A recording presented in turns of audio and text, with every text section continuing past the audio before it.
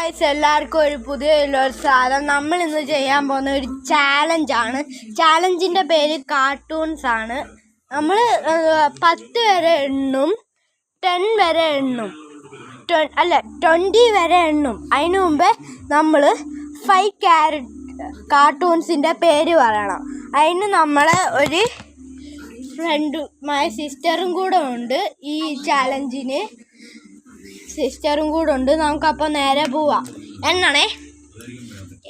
1 2 first ചോട്ടാ Bhim, 4 Ninja ഹട്ടോടി, 6 7 T2, Pinaki, 9 10 11 12 13 14 15 16 17 18 19 20. ഞാൻ തോറ്റു.